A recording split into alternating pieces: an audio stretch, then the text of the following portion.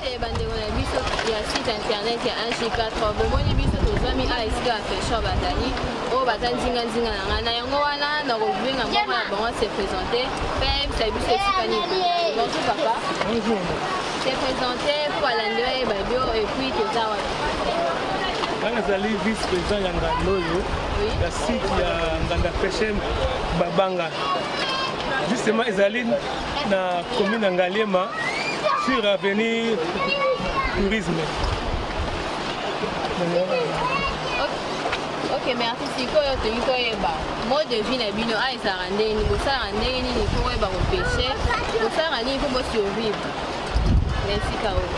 Mama tozo kovivre kaka na pêche tobandi na basi bana na biso awa eza kodépendre kaka na pêche.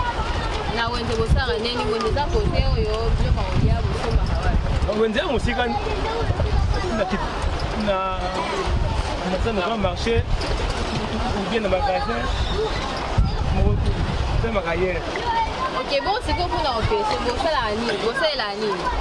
On a bon, c'est le bas. Bon,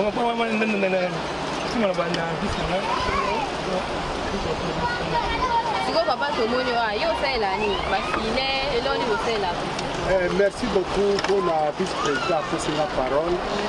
Et alors, awa tozali kaka na pêche moko artisanale. Et alors, tozana nganda Babanga commune Ngaliema cité touristique. Et alors, sika biso tozalaka awa tosalaka na matériel na biso propre. Et alors, matériel eutaka na niveau ya likolo kuna tozwaka pe ba récompense yango to tosalaka yango. Et alors, population et alors, nous avons capé dans la saison de la cambise. Dans la saison où nous avons fait moi, déjà tout ça, la bien, et alors, nous collaborons, c'est une bonne annonce. Comme ça, l'histoire va talaka va faire Tiango. Et là, comment côté exact?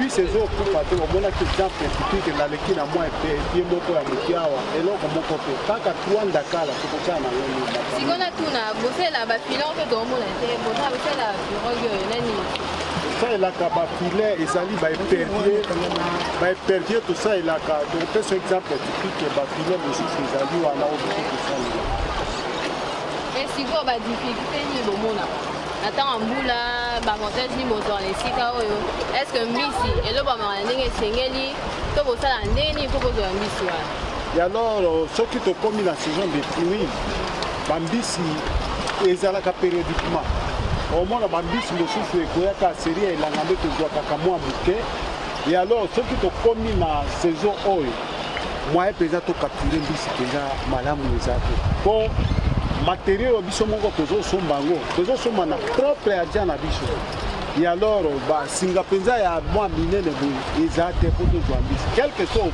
outilize yango okozwa eloko moko.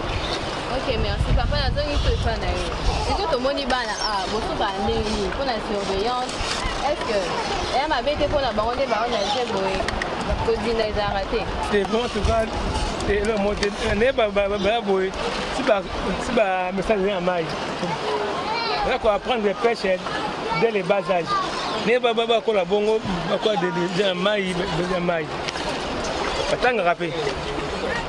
C'est bon, donc bon, ça bango nage et permettre bango que difficulté ça te si. Donc Simon de passe na doyen Azali pe membre la biso parce que c'est bien lui qui a fait tellement l'hôtel et à explorer ici a ebi périodiquement et donc on dit les choses de la biso.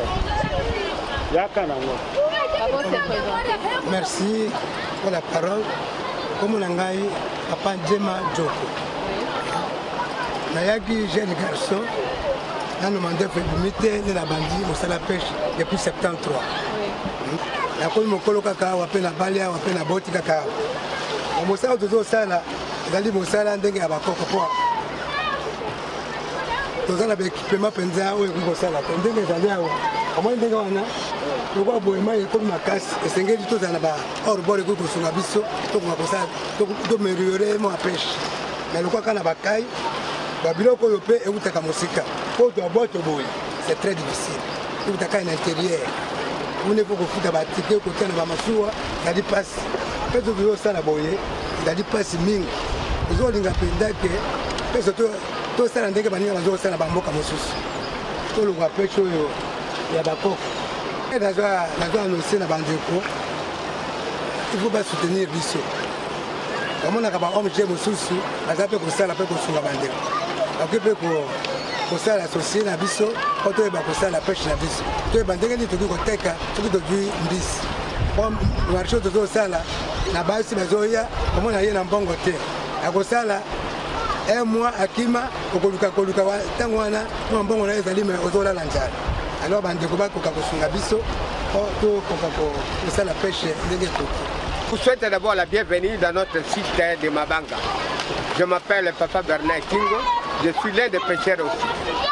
Alors, les mobiles qui nous ont poussé de faire la pêche primordiale, c'est quoi? C'est notre métier. Quel type de pêche nous pratiquons ici? Nous pratiquons la pêche artisanale. Donc, nous avons le filet flottant, nous avons le filet dormant, et puis nous avons le modèle de filet. Les perviers, nous avons des hameçons. Ce sont tels les filets que nous pêchons. À ce qui concerne, comme vous avez demandé, les difficultés rencontrées. Sur le plan éthique, et nous, sur le plan matériel, et sur le plan comment la survie. Je commencerai par d'abord sur le plan matériel. Quelles sont les difficultés que nous rencontrons? Nous faisons la pêche sur les rocs. Vous voyez la place là. Les tourbillons que vous voyez, ce sont des chiffres. En bas, vous voyez des roches.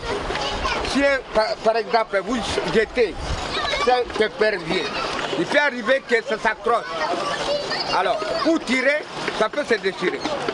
Alors, ça demande les moyens pour arranger ça. Et quels moyens? Il faut que vous ayez quelque chose.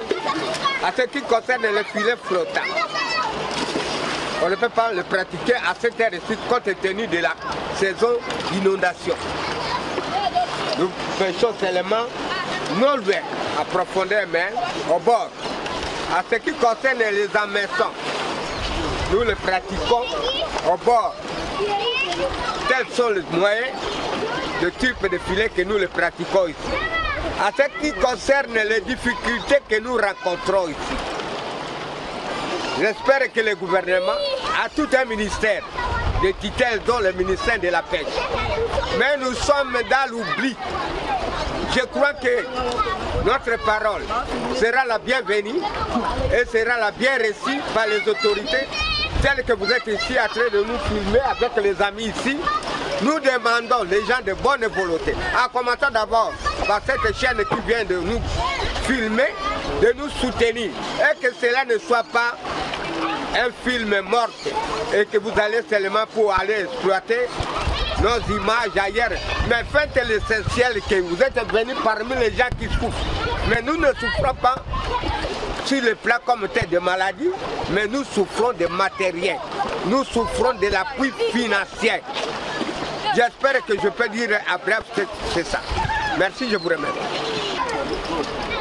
Boki bino moko ndenge bapesha bauti koloba posa na bango lisungi baza na besoin lisungi boye bakosunga bino basunga bango bino bato mite ya malamu bozanga te boye bakocontacte biso mpo bango mpe boye bakobénéficie na bolamu wana na yango wana tosengi merci na bino so bauti kolanda biso tokomi na suka ya nimero na biso tokutani na mokolo ezali koya.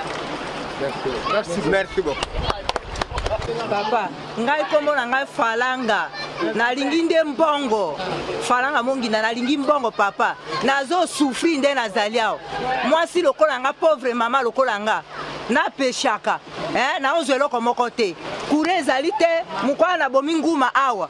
Soki eza na butu mbe kotela nga na kati ya ndako. Soki kure ezalaki mbe na soki na butu na koki komona ipe na bomi ndenge na bomaki na moyo. Mai pe ezali te na omema mai mosika mutu lokola nga boye naza na mwana te akotokela nga mai namemaka mai nakita nango na ngomba soki nake kokweya naoluka pompe ya mai naoluka kura bala mosusu nazwi ata ekpengese na nga ya congélateur natia ata mwa mai na nga ya mali na oteka mai yango oyo nde baobelela biloko nga nalingi yango wana papa bandako na otala ndenge ezali souffrance biso nde bapeshe tolesa mokili mobimba tozali lokola bato oyo basalaka bilanga nde mpe biso bapeshe tozali mpo soki mbisi tozopeshe tozwa mbisi wana tozabe babwato ya malonga eza te tana mai ya makasi bo babwato ya malonga ezali te ezotanga eza kopasuka papa bosunga biso mbula na mbula kaka boye bozoya kofilme biso na omona ata resultat moko te papa bosunga biso papa